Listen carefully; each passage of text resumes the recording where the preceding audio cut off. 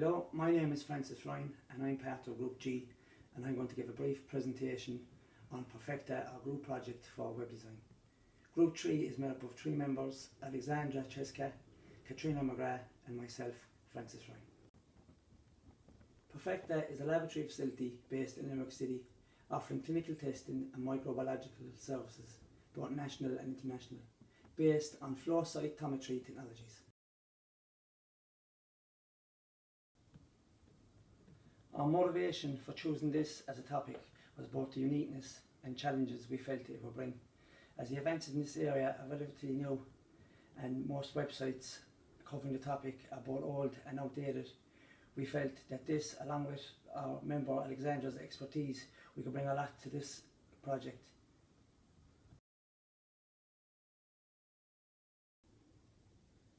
The most difficult implementation of this project was the layout. Being more accustomed to the Bootstrap framework, I had to familiarise myself with CSS Grid. I'm just going to take you through the steps now. Having used the Bootstrap framework for a number of years and not realising how dependent I had become on it for styling and responsiveness, I was unable to use it for this project, and it forced me to relook at CSS as an alternative form for my layout. After many trial and errors, I still wasn't getting the desired results.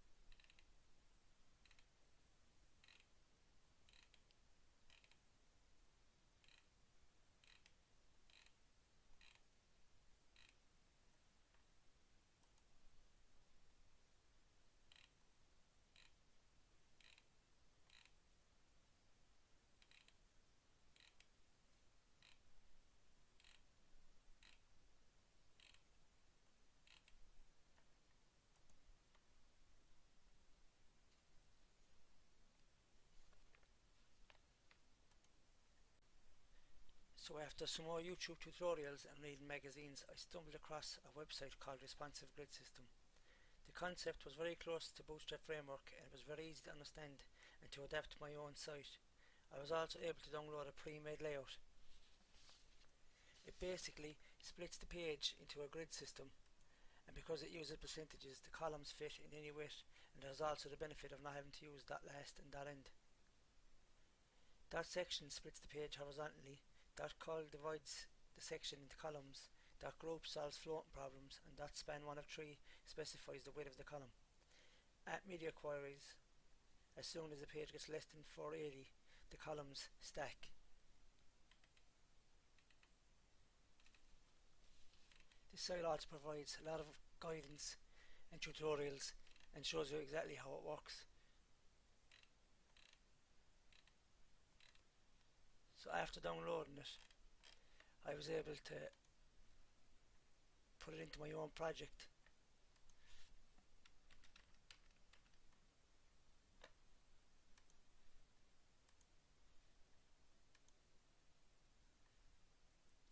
And straight away it gave me the desired effect.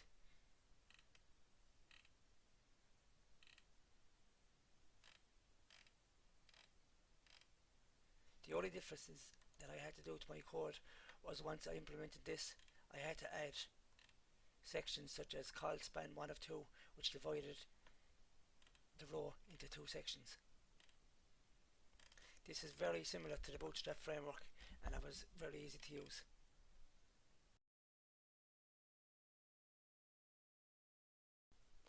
So here is Team G's web design project folder.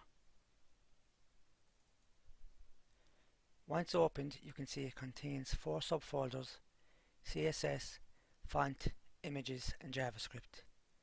These folders together contain all the styling, images, colors and transition effects of our website.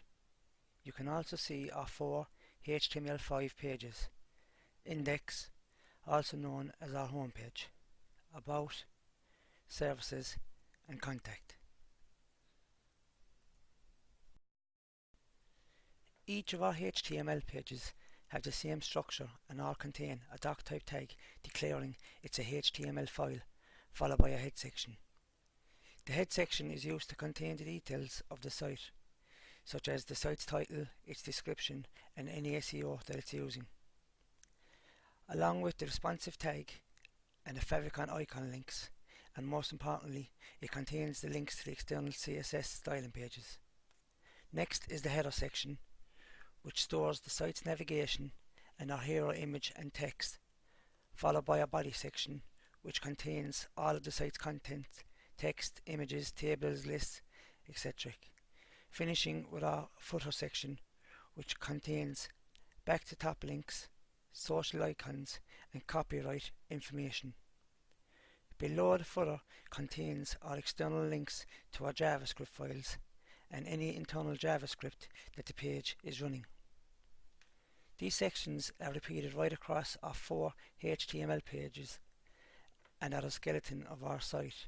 The only exception is our contact page, who instead of having contact in the body has a contact form and a map element.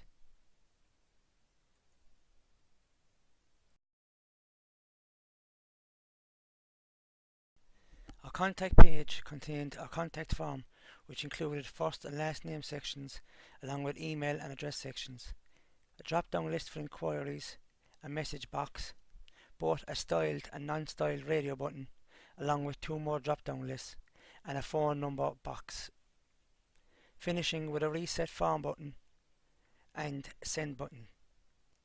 These were all validated.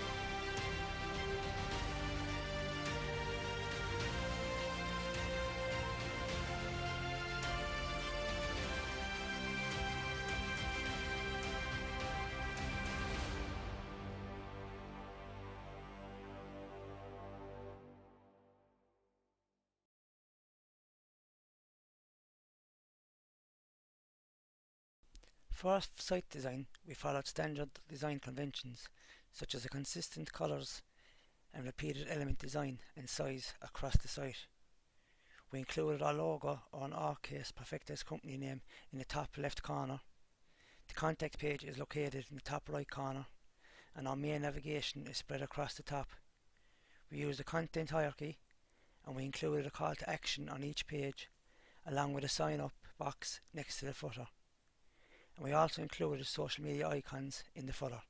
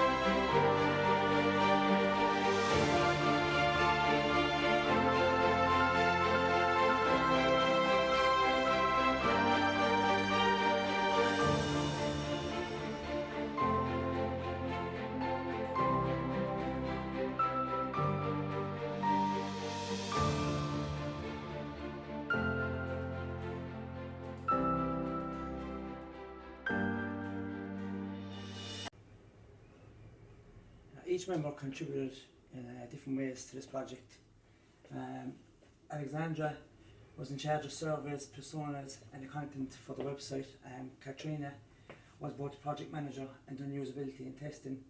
And myself, I took the lead in designing the wireframes and the lead caller. The challenges we faced for this project were teamwork and roles, time management and resolution online.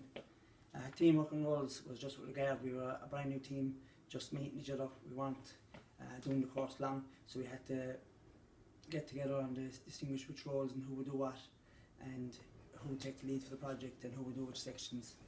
The time management was because the course was online, we hadn't actually met in person, and everyone had different lives and lived in different areas of the country, so we had to figure out a way where we could all get together for meetings and review each other's projects and get to work together and just get through the project. Resolution online is really just a topic that we had to be careful what way we said things to each other, and in case people took them up wrong, because you're not there in person, that it's online that most of it comes along as text. So messages will be emails, messages on Slack or anything like that sent across to people, and you just have to be careful in your wording because it's different from saying it straight to someone's face as to saying it online. But overall I feel that as a group we quickly got through these challenges and worked well as a team. For this project I feel we achieved our goals of creating an innovative, responsive website, as well as learning to work efficiently as a cross-functional team working online.